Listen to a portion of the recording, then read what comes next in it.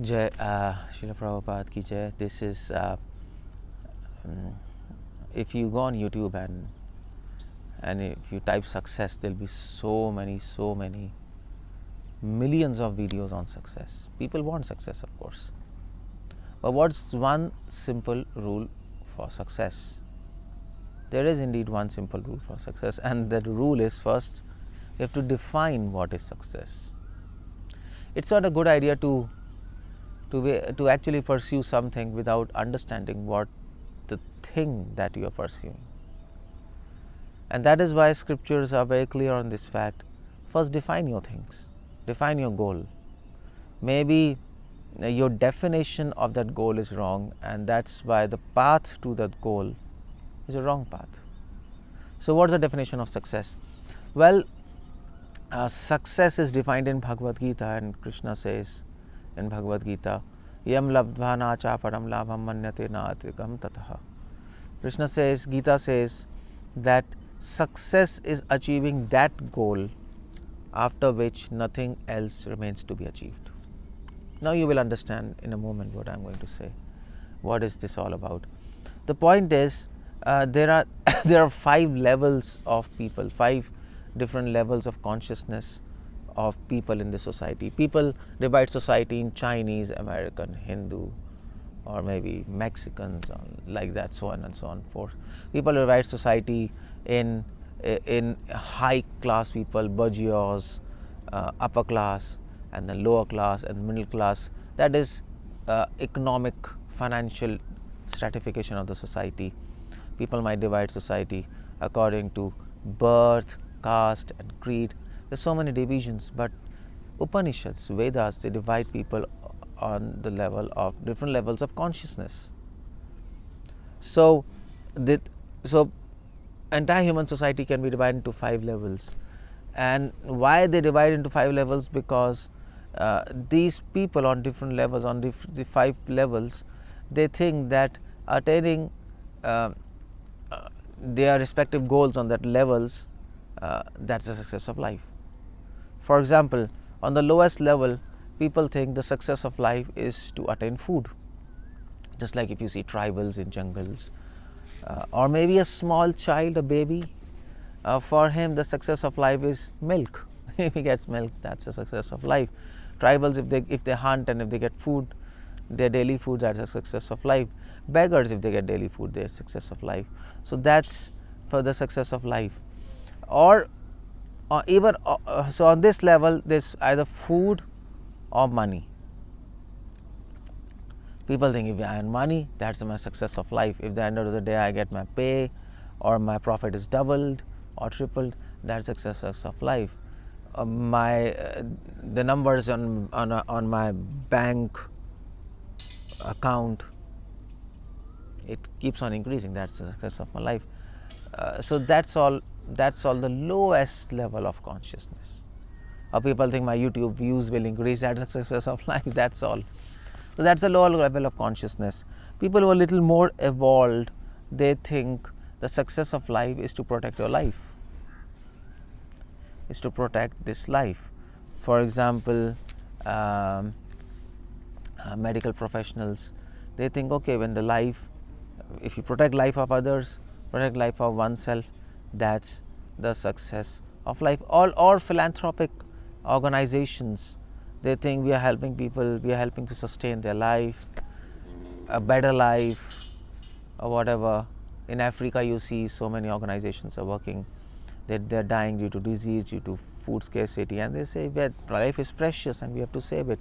That's nice, but they think this is all to it when we talk about success.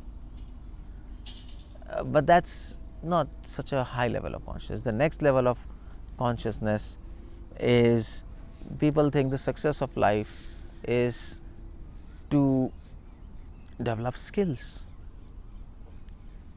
in life. For example,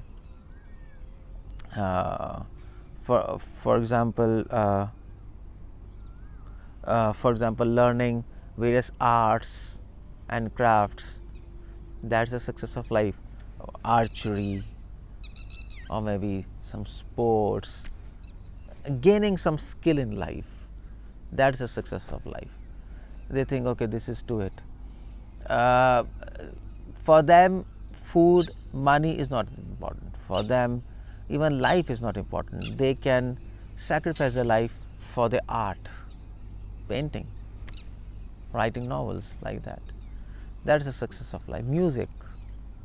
We see many musicians, they keep on playing music. They don't even worry about eating food. They don't even worry about preserving their life or money.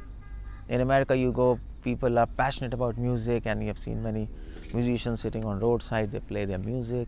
They get some money, but all they are interested in music, some genuine people. So that they think that's the success of life, if I get some skill. But that's the third level. Fourth level is even higher than that, is the success of life people think is knowledge, like philosophers and scientists. They think, well, if we get knowledge, if we understand the universe, that's the success of life. What is this universe all about? What's the mystery lying behind atoms?